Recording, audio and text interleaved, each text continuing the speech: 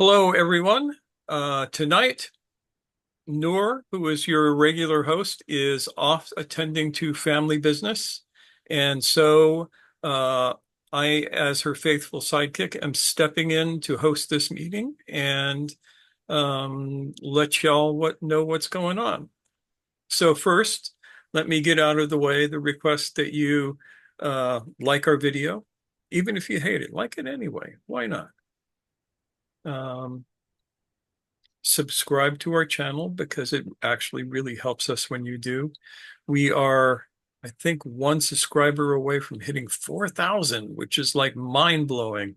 I never thought we would get more than a couple of hundred subscribers, and here we are.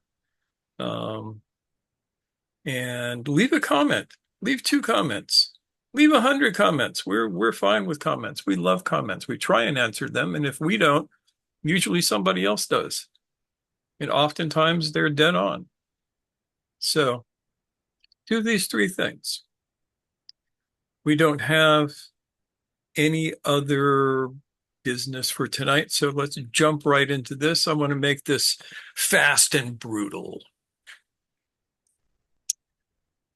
The topic tonight is the 21st century dervish, Sufism and the fourth way in for the next 100 years. And the question is, what does that look like? And when I say fourth way, I'm not talking about a Gurdjieff group. People tend to conflate the two together, which makes sense because Gurdjieff, uh, I'm pretty sure he was the one who introduced the term, uh, but the concept has been around for a lot longer. The idea of a group of people who work uh, to balance all of the centers at once, to open the higher centers, and to do it while being in the world, not to withdraw from society and follow the way of the monk or the way of the fakir or the way of the yogi, but who follow what Gurdjieff called the way of the sly man.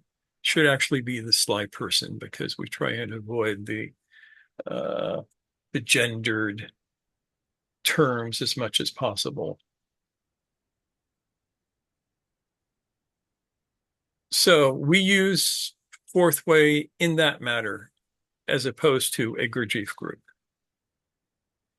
So it's our contention that we are at a tipping point for transformation, and that in order to not be left behind, we have to transform the way the work is done in the world. And that's what we're going to talk about tonight. What is the 21st century dervish? They are no longer the guys who congregate in places like that back there and hide from the world. They uh, they may have techies, but they don't isolate themselves in them. They actually work in the world, and rather than using fixed abodes, they use there's a term that was coined by somebody who doesn't need to be mentioned, but it's like the one good thing he ever came up with, which is the idea of the temporary autonomous zone, a place where people can get together and do the work and then vanish into the night, as it were, thereby protecting yourself from the crazy people out there to at least a certain extent. They can't oppress you and such if they can't find you. And it's one of the advantages of looking like a just absolutely normal person. So,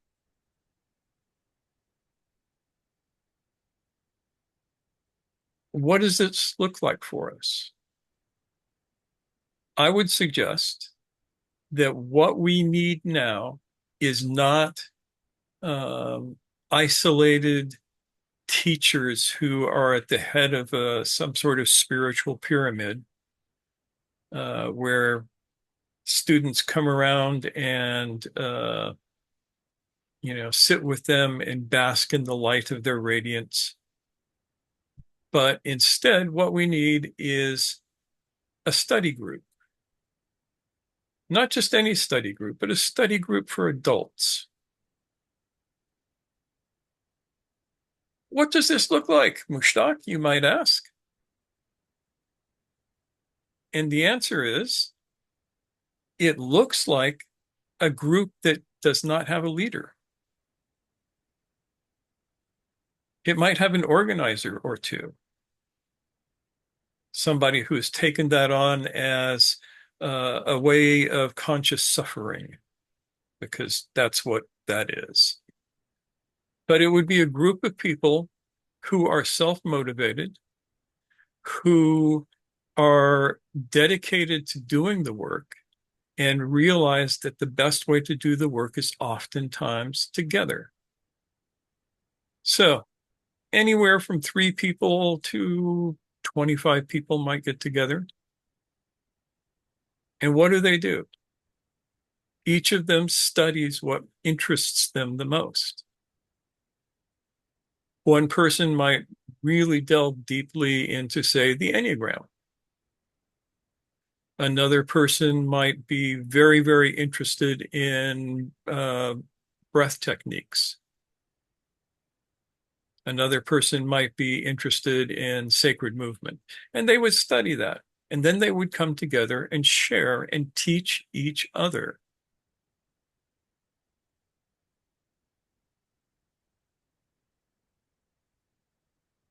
Sounds pretty far-fetched, huh?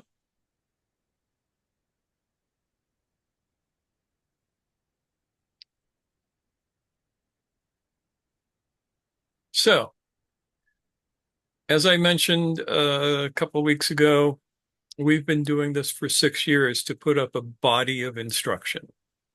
This is one place, not the only place, but one place where any person or study group could find information and practices that they could access and bring back to their group to um, to share with everybody, to practice together. It's not the only place. If you go to the Internet Archive, you will find both contemporary and classical documents on Sufism and the Fourth Way. All of Gurdjieff's work is there for free for anybody to grab. Lots of the classical works, a lot of works by Ibn Arabi. Some study groups might look like book clubs, only really interesting ones. You're not going to necessarily read Diary of a Mad Housewife, but you might read the Fusus al-Hakam together and figure out what the hell it means. And if you do, let me know.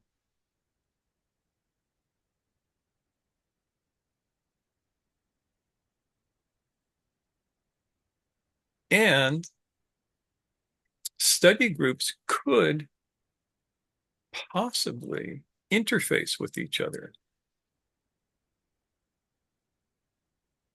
Wouldn't that be amazing? A study group in New Jersey and a study group in Arizona and a study group in Wyoming and a study group in Dubai might all get together and talk, share their ideas, share their knowledge.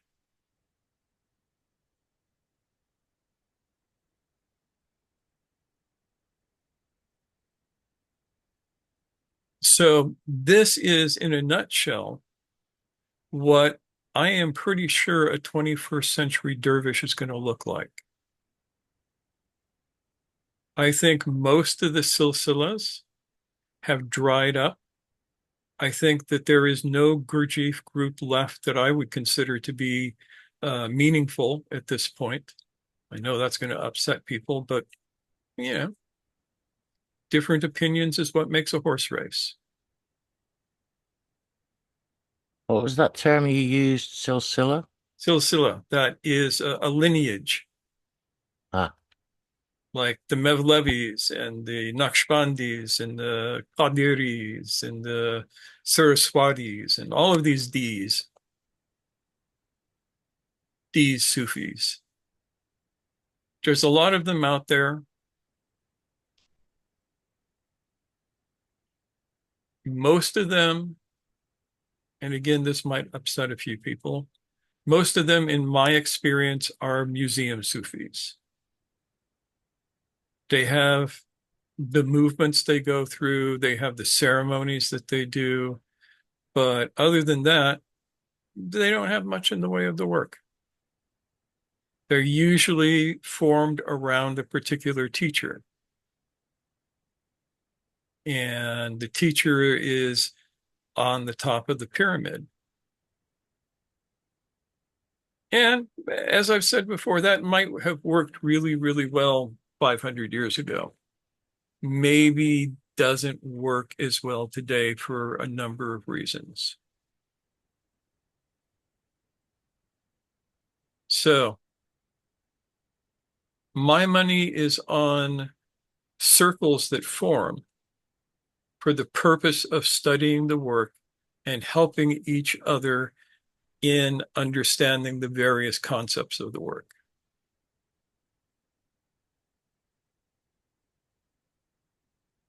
Somebody has said something. The idea is amazing. This is from Rafik. The idea is amazing. I like the idea of decentralizing a Sufi group, but some somewhat but somewhat may question, where does our group receive our lineage if lineages are passed from teacher to student? Okay, let me tell you a story. Y'all know who Camille Ataturk was, right? So he manages to take the Ottoman Empire, or what was left of it after World War One, and turn it into the Republic of Turkey. He made a bunch of laws, and in 1926, he outlawed Sufis. He outlawed dervishes. He outlawed wearing of Sufi clothing. He outlawed having tekkes. He outlawed begging in the streets or singing music and all of this kind of stuff. He closed it all down. Now, the Mevlevis were a big deal, especially in Konya. And the head of the Mevlevi order, who was a direct descendant of Jalaluddin Rumi, heard this, took the coffers of the order, and split for parts unknown. He just robbed the place and left. Lineage means exactly nothing. It's nice if you have one, right? But having a piece of paper that says, oh, you were initiated by this guy and by that guy and that guy, doesn't say anything about you. What says about you is you. You are your own authority. And if you can't teach from your own authority, you probably shouldn't be teaching.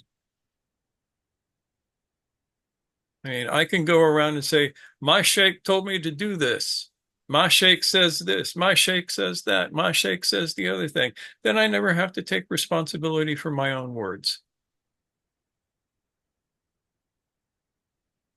So, yes, some people will have a lineage. You know, I have a lineage. Noor has a lineage. Some of our closest students have been initiated into that lineage on their request and by okay of the people who are our bosses. Doesn't mean shit. Absolutely nothing. The only thing that means anything is, are you awake in the work? Are you present? Are you remembering yourself? Are you doing the work? And do you continue to do the work day after day, week after week, month after month? And do you take responsibility for what you do? You know, I cannot blame my teachers if I make a mistake here. The mistake is on me. But I also don't defer to anybody. My students don't defer to anybody. Sometimes I wish they would defer to me, but no.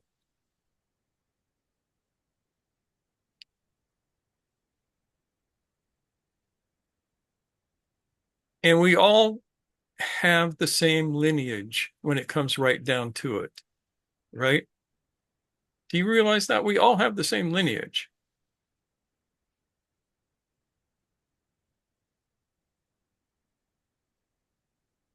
Anybody guess what the lineage is? I was going to say that that seems to depend upon what you mean by lineage. Where do we inherit our right to speak, our right to express ourselves? From our understanding. Yeah, Kevin, you have a thought?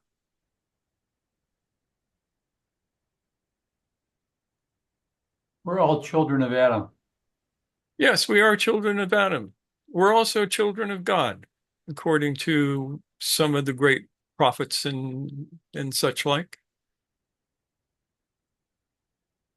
We all contain the same sacred breath.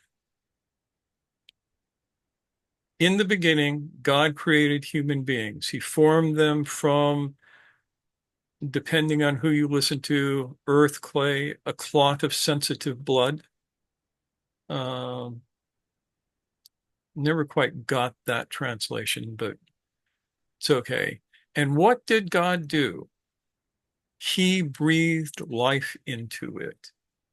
Our life is the breath of God.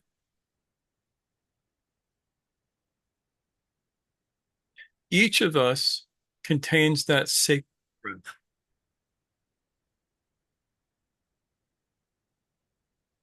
That's our ijaza. When you are in touch with that sacred breath, when you embody it and speak from it, that's what is required. Having a teacher who says, yeah, you're cool, you can teach, but send me half your money. This is not the way.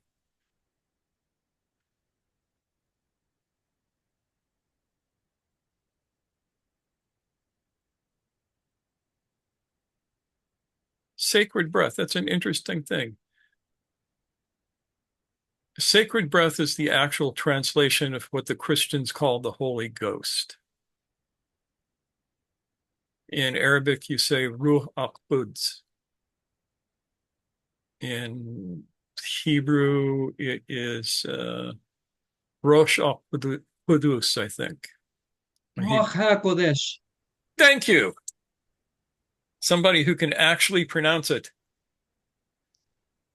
But it means, literally means the sacred breath, the breath that was given to us by the divine in the moment of our creation as living, thinking, feeling beings. And that is our ijaza. When we touch that, then we have the right to speak. And nobody can say no to it.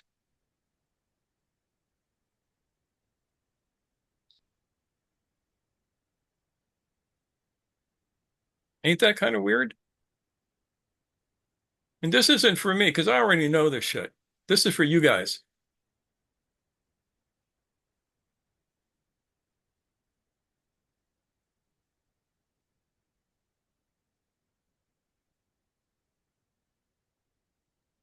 I think it's in Anthroposophy where Rudolf Steiner says that this era that we're in now, that we have moved past the era of the guru, and that it's no longer just small in number of initiates that are able to teach, that everyone has access to it if they're willing to go there.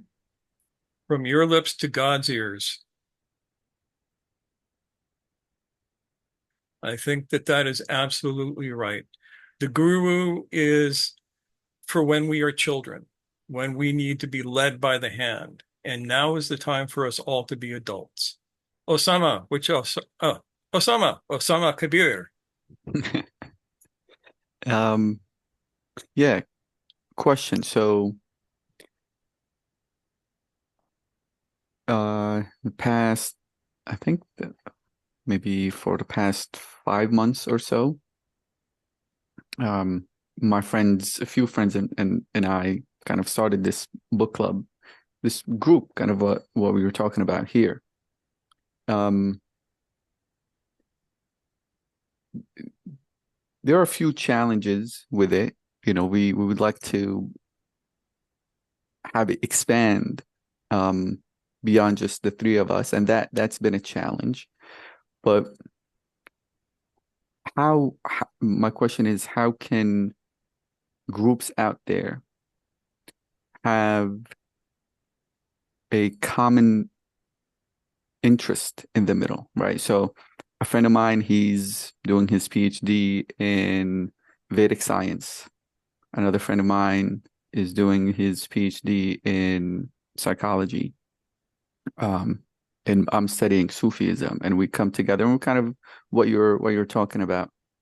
The few people that come in and we have certain books that we read, they chime in, and we're having a hard time containing a group of people other than the three of us, and it's cool. We're we're really close friends, but how can we form a particular intention beyond just our uh areas of interest to say, okay, this is what it is, no matter um your level of expertise, whatever it is that you're into, this is the actual intention, and we can actually build a community based off of that.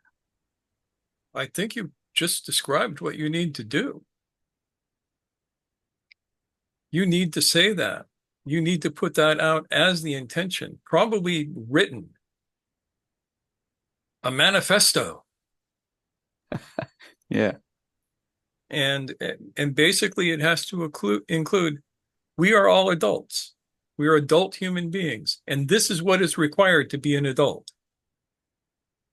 The mutual respect, the empathy, the consideration of our actions, all of that kind of stuff that I've talked until I'm blue in the face about.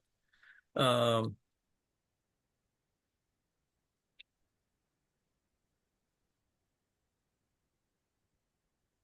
Along with that, and this is something that a lot of people don't realize, you need to have a practice, a group practice that helps build group cohesion. It can be something as simple as a breath practice or a method of self-remembering. But groups really need something like that to help center them.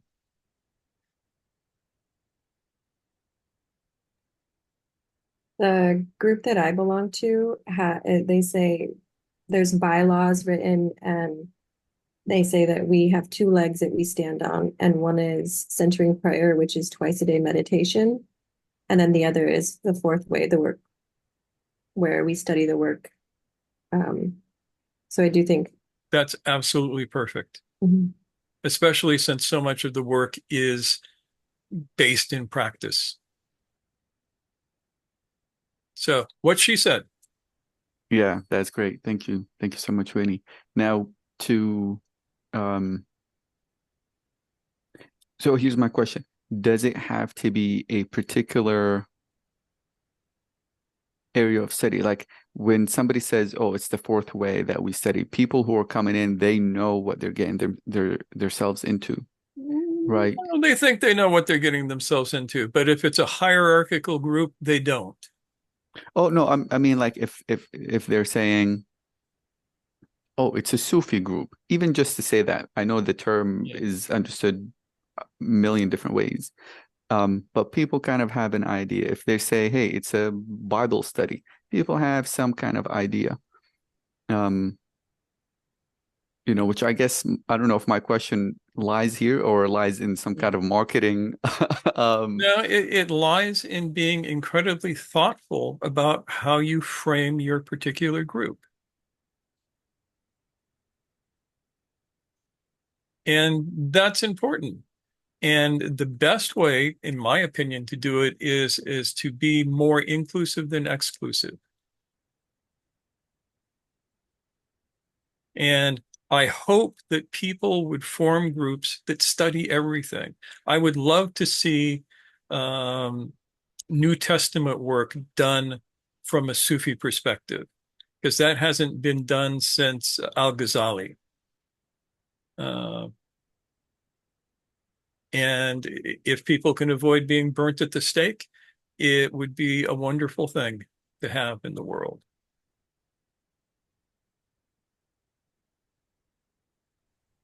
Thank you.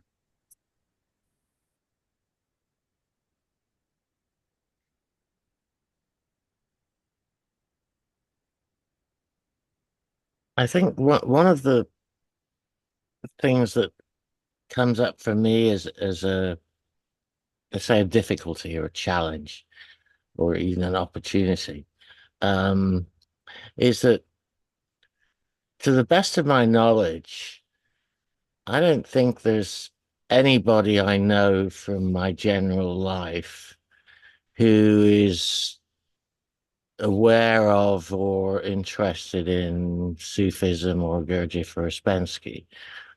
And I really don't have much of an idea of where to start. Start from your own tradition. Start from what you know.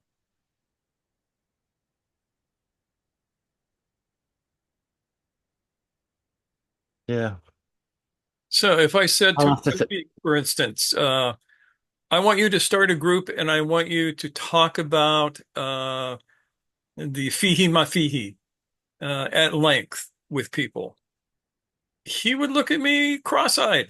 Don't do it, bro. Don't do it. But if I said to him, what do you think about starting a group that focuses on the Sermon on the Mount, Matthew 5 through 7? Would that be something that's interesting? And he would think about that and he would be able to do it because that's from his background. Does that make sense? So the question is, where is truth in your background? I'm assuming that everybody who actually joins this particular uh, motley band of people has truth in their background somewhere. If you didn't, you wouldn't be here. Don't let it go to your heads, but you all do in some way or another, and that truth can be spoken of most times. Just don't be like Mansour al-Hallaj.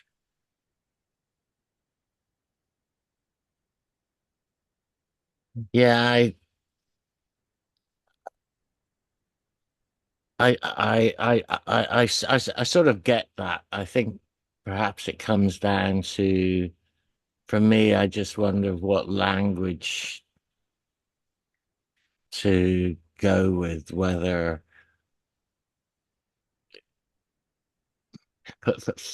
for example, I've got a friend who recently started some kind of online help club Okay. for her friends. And I don't know whether it's gone anywhere. I've noticed I haven't noticed Facebook popping up any notifications for me, and I've been meaning to go and take a look. But I'm not sure how I might introduce any of these ideas into that kind of a group, or even whether that's appropriate. Now, with her in particular, she was having trouble um, quite a while ago, sometime within the last 6 months. And I did speak fairly directly to her about the idea that she should be looking within to simplify it. And it was interesting because she said that that one of her other friends had suggested the same. But then she seemed to come out of the funk that she was in and hasn't tried to follow up with anything. So I haven't wanted to push any of that. Yeah. The way of the 21st century dervish is not to push, it is to subtly invite, to make a space for people who will be interested, not to proselytize, not to go out and say, hey, we have something that you're going to like. Don't be like the Scientologists, man. Stay off the street corners. Yes, it would be very unnatural for me to try and be a salesman for anything. Yeah. In fact, I am pretty horrible at being a salesman for anything. And I don't even want to be. Yeah. The best sales pitch is your own life. And this was like one of the big lessons from my last teacher is you don't have to go out and talk to anybody. You don't have to tell people what a cool thing you got going for you. Live your life in such a way that people are drawn to you, wanting to know, hey, how come you seem to be okay? How did you manage that? Or you're doing this cool thing. Can we join? This is very much the Tom Sawyer method of spiritual teaching. You know, paint, paint, paint.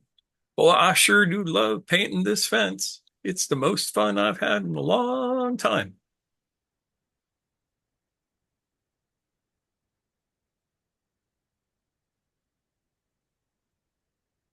So, what do you have that will help somebody wake up? Start there.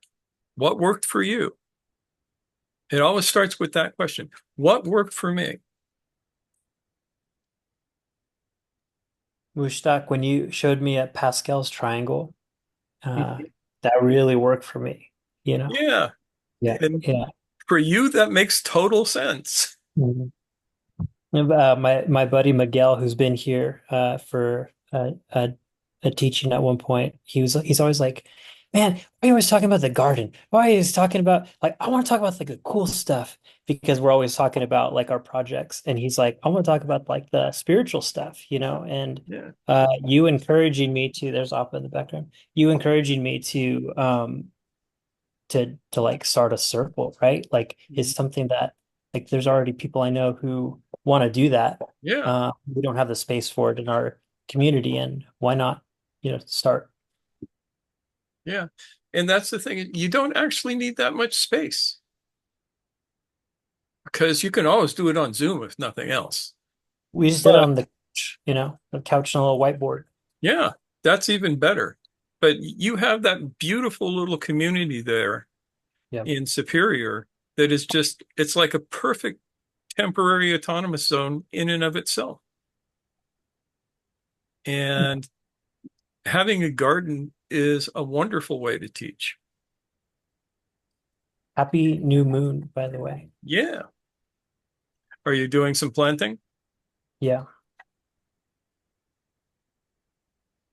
Yeah, I had a friend named Rashad. He was a Mevlevi sheikh, and he used to teach 1 hour working in the garden, 2 hours talking, doing practices, another hour working in the garden, like that for the whole day.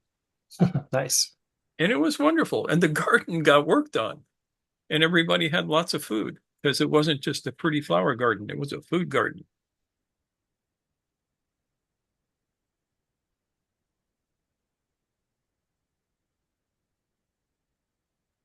Good old Rashad. Good old Rashad.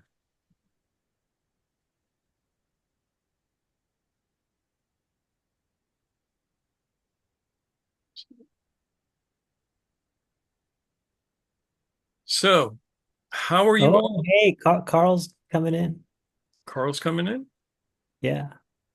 Crimson. Oh, yeah, he's here. You There we go. There he is. I just wanted to tell you, I think you're right on. I think you're right on. And I have a garden. Perfect. I think that even with that analogy, even that's a good idea for me.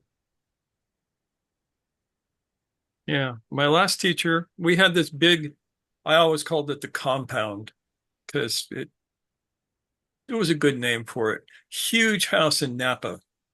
Uh, and he re-landscaped it. And he went from pretty decorative plants to everything produced food. He used to go around saying, here everybody works, even the plants. And we could eat off of everything in that ground. Even things that you would think were just pretty, there were roses because his wife liked roses. And he would take them and make rose jam out of the petals. So everything works.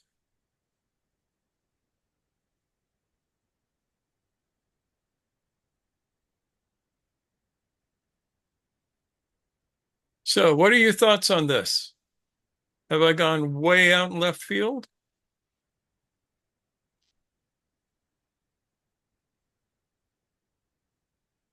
Or as they used to say, it's as clear as mud, but it covers the ground?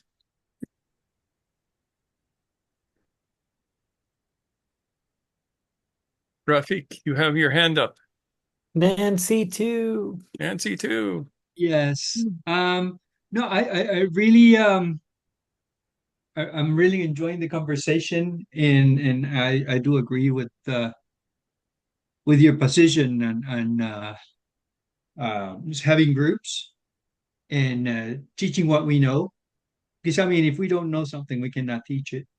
No. And the idea of decentralizing uh, the group's leadership, in a sense. I mean, everybody's a leader. Everybody can bring something to the table, and I believe that that brings a lot of people who have been pushed aside by other gurus or ministers or priests or whatever, you know, giving everybody their authority. I'm really grateful for, the conversation and what you're bringing. Thank you. Ah, you're very welcome because this is, to me, this is important.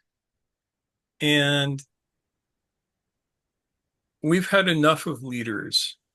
We've had enough of priests and kings and, gurus and all of that kind of stuff. They aren't really doing much for us these days. And that's because we got to do it for ourselves. And this group here, the nine-sided circle, and the people who show up are an example of this because every one of you guys, and again, don't let this go to your head, but every one of you guys know some shit. You're all smart. You all have knowledge. You all have knowledge worth sharing. And this comes out every time we have one of these classes. Every single one of you here could be helping to facilitate a group or be a really important part of any group that's around. You're all smart. Nancy, you have a thought?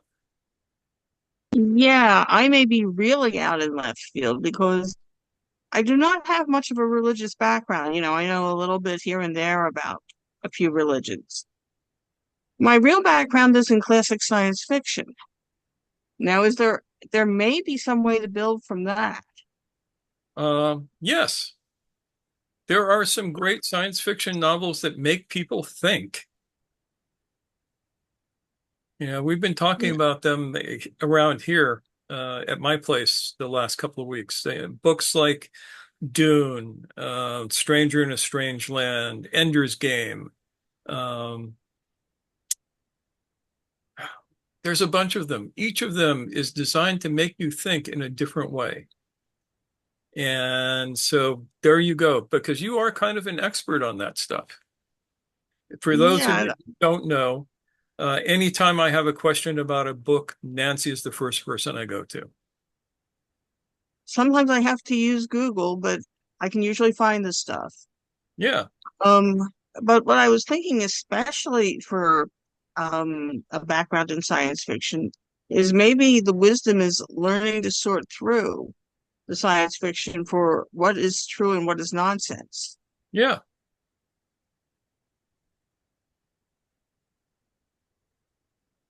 There's And plenty of both.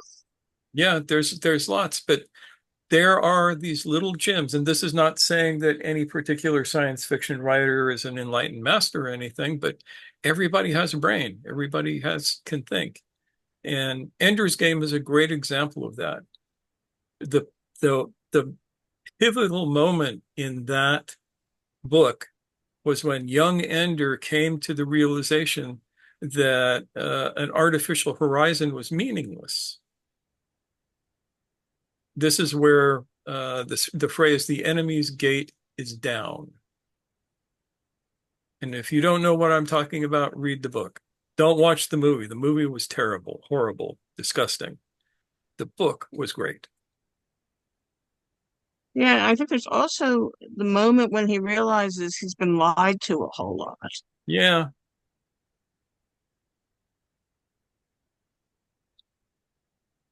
yeah, that would be a pivotal trauma, which he then spent the next book trying to heal.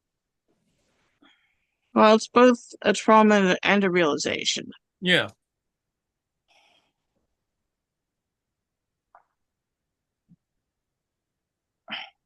Okay, somebody else.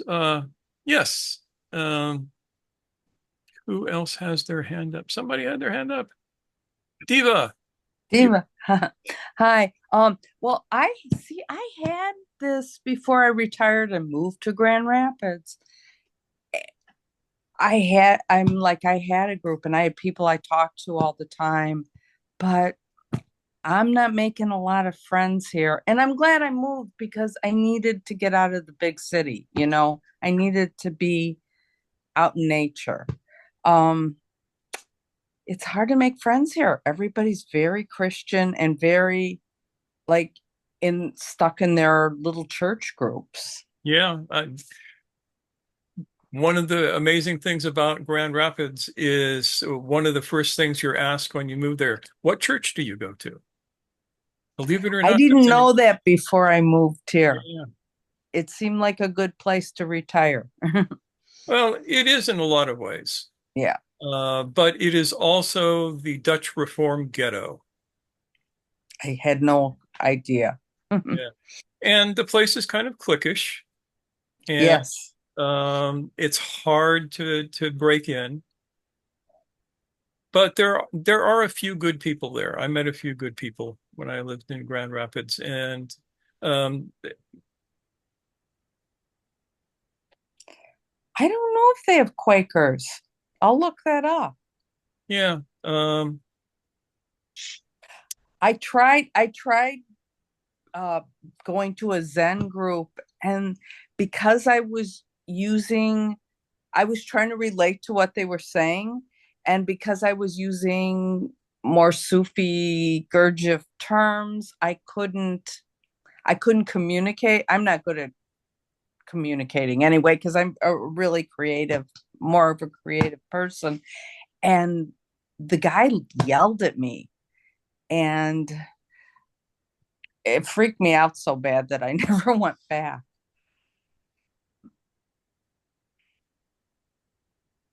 yeah. There's a leak to the Grand Rapids Quakers. I never met them, but they are probably fine people because most Quakers are.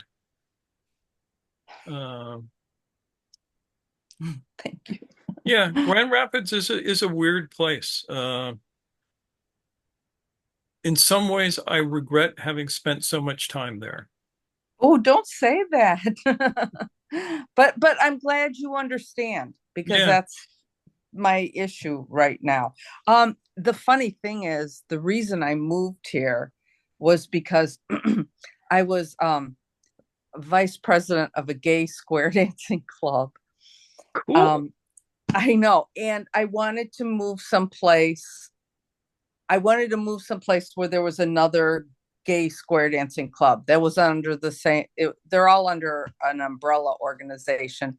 So as soon as I moved, that's why I moved here because there It was a small city, and there was still there's a lot of nature that I could get to. Yeah. Yeah. Of course, just down the road, down the lake is the Michigan equivalent to Castro, the Castro district. Did you know that? No one told me about that. Down the No. lake? Um, Oh, Saugatuck. Saugatuck, yes. Oh yeah, I've been to Saugatuck. I was at I was to the gay resort in Douglas there quite a bit with my friends.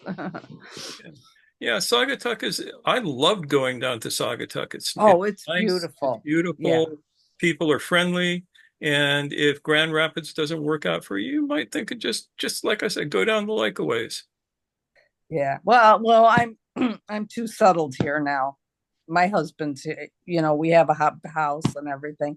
It'll work out. I mean, I've made some friends through my job and stuff like that, but it's not spiritual friends and people I could talk to spiritually. But it's just nice that, you understand. Yeah, and there are a few around. Okay. Well, I'm gonna keep trying for sure. There's no Sufi groups that you know of, right? Not in Grand Rapids, Okay. but in surrounding areas, there's a couple. Okay. Get a hold of me on Facebook and I will give you a couple of suggestions. Oh, okay. Thank you. I appreciate that. Yeah, there's a Halveti Jarahi group not too far from Grand Rapids. Okay. Okay. Osama Sair. That's right, Osama Sagir.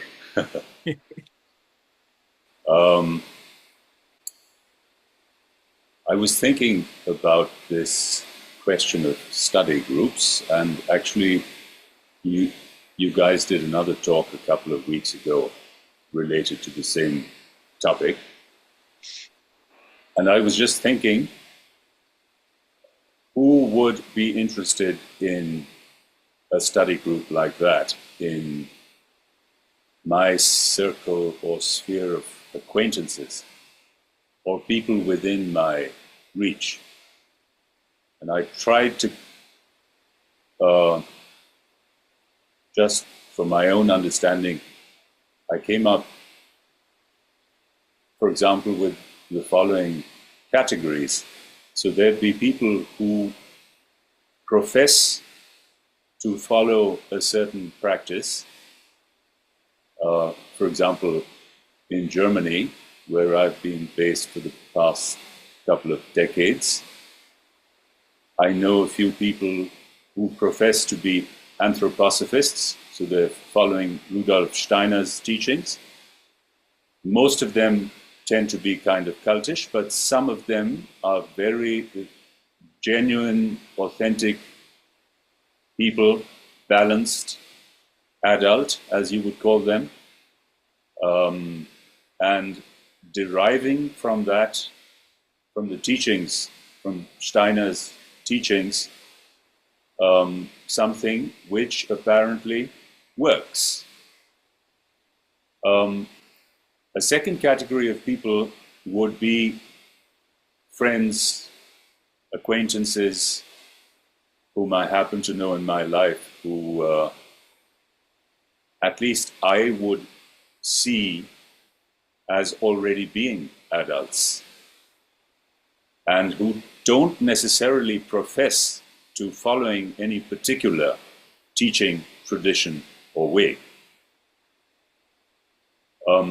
A third category of people would be people whom I, from my perspective, see as needing some kind of remedial work,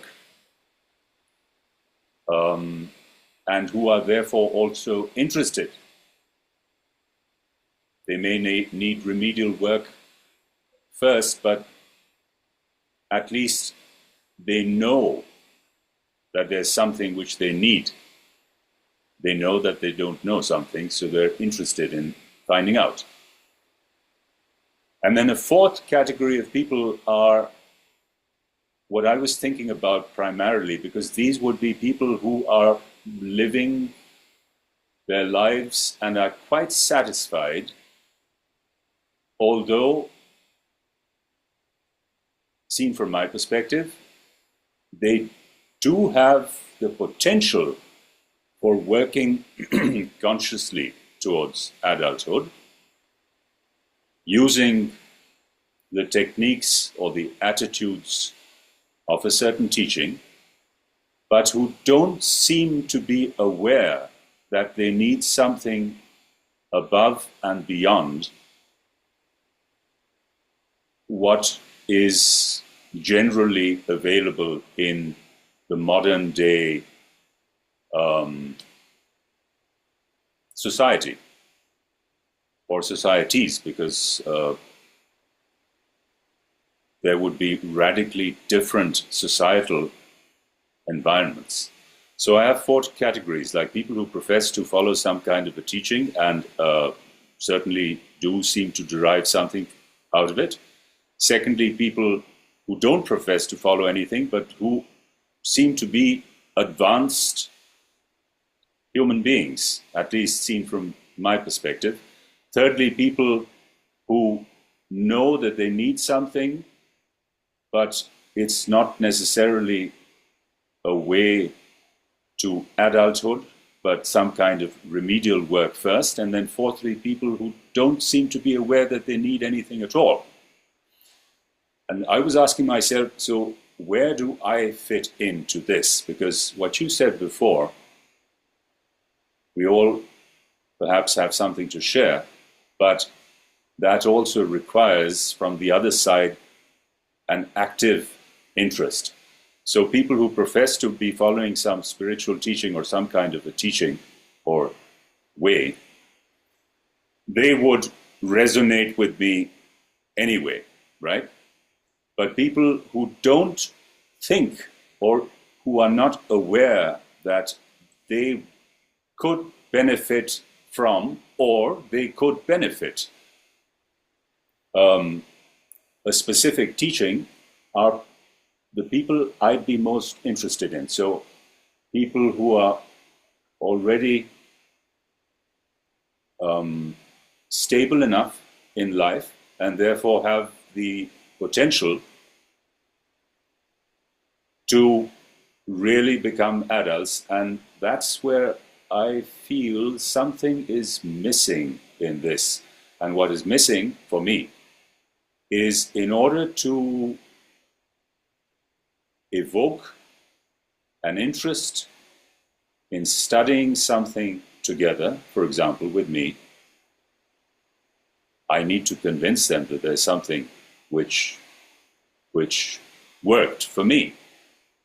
So even if there's no need for a hierarchy, it seems to me there's certainly a need for having attained a station where it becomes evident that there is something there.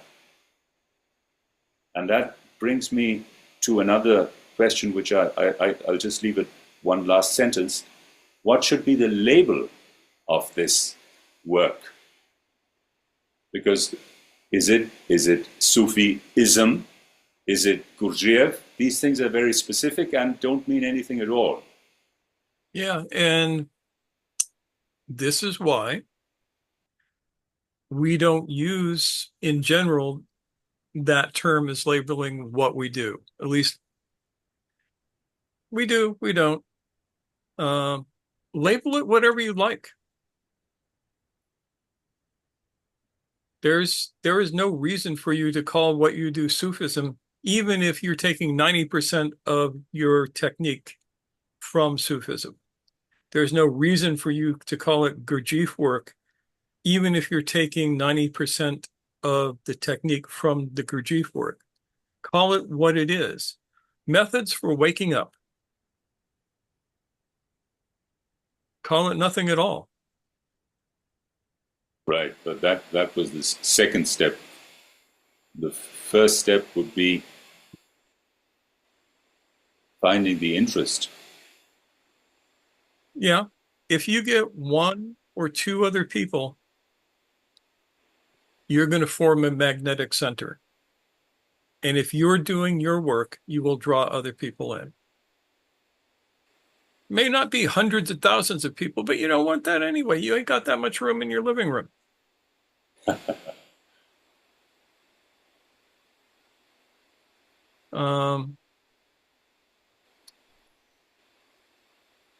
The Steiner work is interesting. You can draw a lot of good stuff from that. One of my earliest mentors was an actual student of Rudolf Steiner in Germany when he was alive and teaching. And she had a lot to teach, especially in the areas of movement and such. It was surprising. I have to talk about that one of these days. Osama. Yeah, I just wanted to comment on what Osama just shared. And I think that interest can be like one way that worked for me to quote unquote convince the friends and people, the few people that join, is to present it in a way that, hey, can we experiment? Can we play? Can we get together and play? So we're really creating space like a sandbox for play and for experimentation. So it kind of takes the edge off of the seriousness that's going on. And in reality, it is experimentation, really. And you can think of it like jamming out, musicians just jamming out. Hey, you bring your instrument, you bring your instrument, you bring your voice, you bring this, you bring that, and we're gonna jam out for a little bit. And in that jamming out, we're actually learning. So it can be presented in that way, so that it can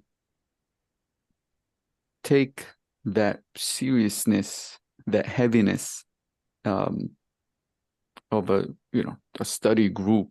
We're gonna talk about philosophy and we're gonna talk about all these things. So kind of creating it, having play be the magnetic force that's bringing people together, and in a way that they can feel, when you're jamming out, you don't care if you mess up or not. So there's a real place for experimentation. So I just wanted to share that as a comment. Hopefully it can help. And he is right on, dead right. Absolutely right. Here's a rule of thumb for you. Never have a group that is more serious than I am.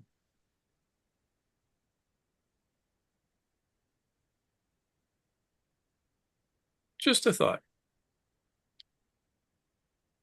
Well, it can be very casual. The thing I've hosted 3 different book groups, and it's not like I'm the teacher. I'm just hosting the group because I'm interested in reading this book. And I have some friends that are too and we did it on Zoom. Every Wednesday night we would meet on Zoom. And everyone learned from each other. So it wasn't very serious, though we were studying some serious books. One of them lasted for 2.5 years to finally finish the book, and there were 5 of us that met. But just book group with my friends on Zoom. Yeah, and that's a perfect example. What was the book that lasted 2.5 years? Meditations on the Tarot, a journey through Christian Hermeticism. Yeah, I know that book. I can see why it would take 2.5 years. Yes.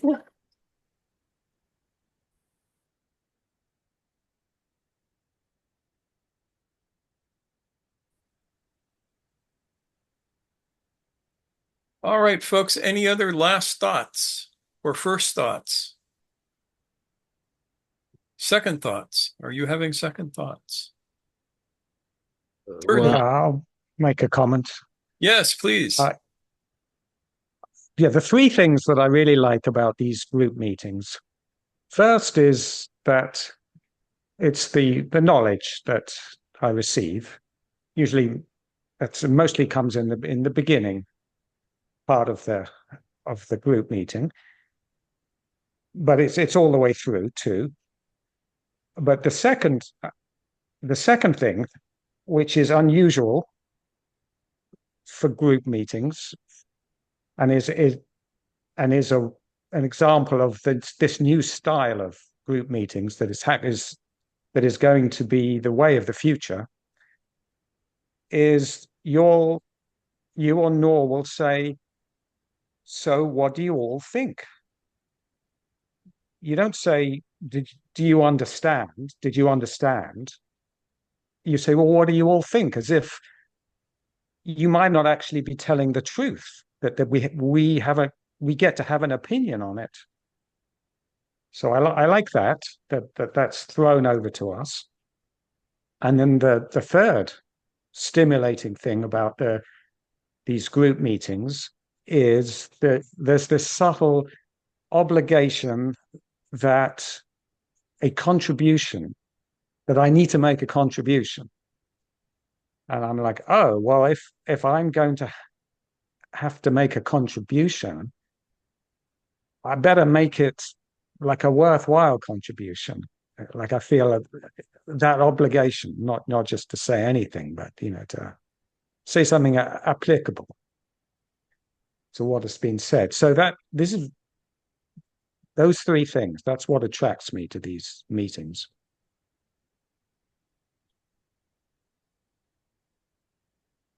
That's perfect.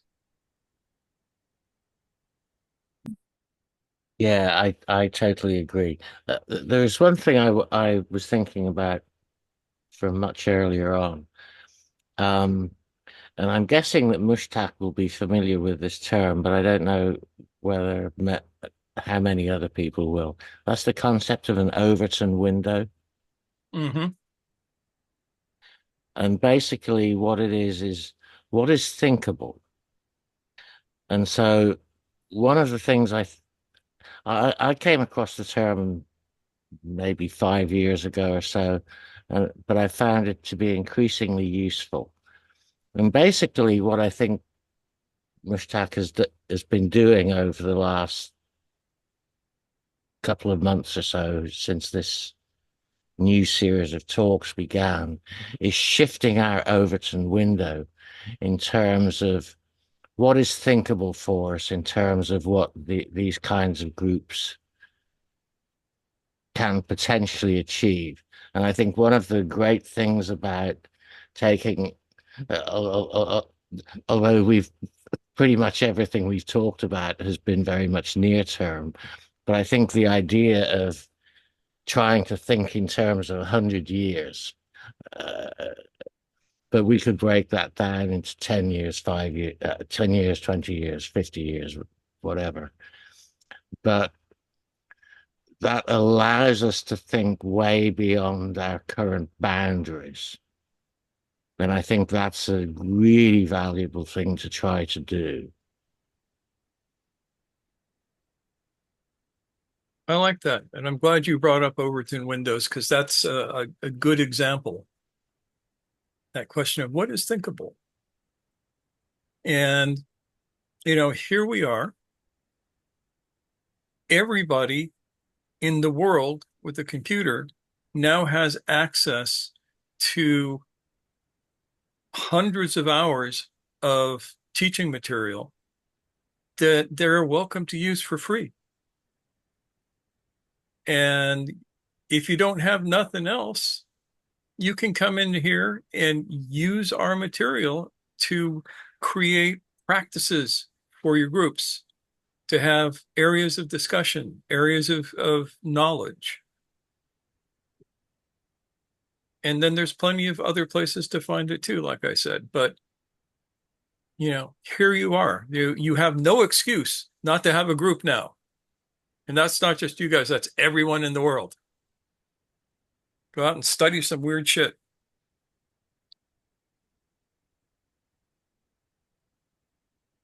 And that's the quote of the video right there. Go out and study some weird shit. It's probably true.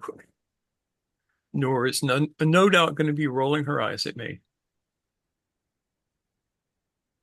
The power of the circle is the intention behind. Yes. I wanted to share something because this sharing, and it's just reminding me how much the power of the circle and its simplicity is just so supportive to bring in authenticity and stories and just sharing who we really are in its like how do you say brutal form, I don't know in English, but it's just like the non-hierarchy, the non-judgmental.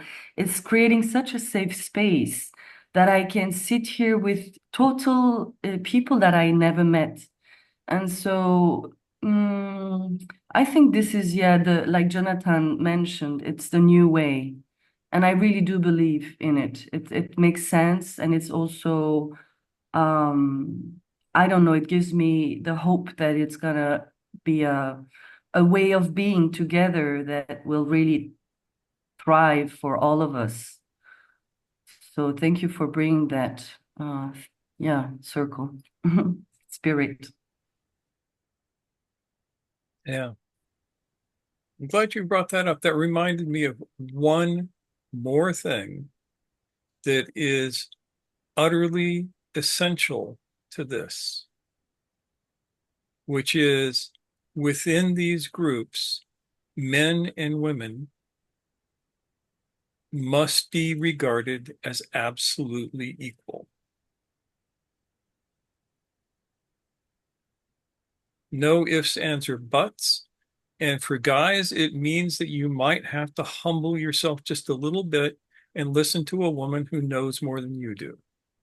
I know it's going to be hard, but we can do it.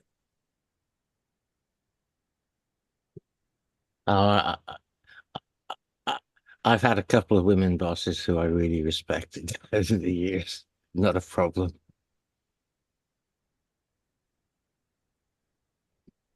Yeah. We have some good examples of what that can be like. So we should listen to them.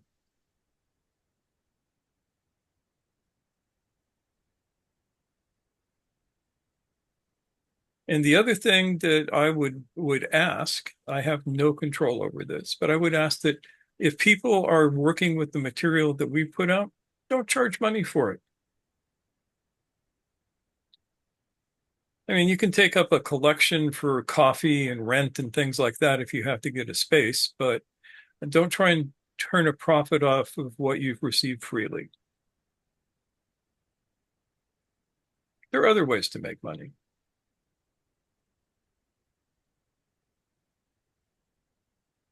So that's what I got for today. Any final thoughts?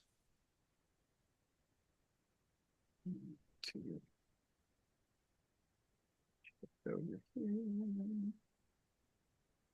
the gallery view so I can see everybody.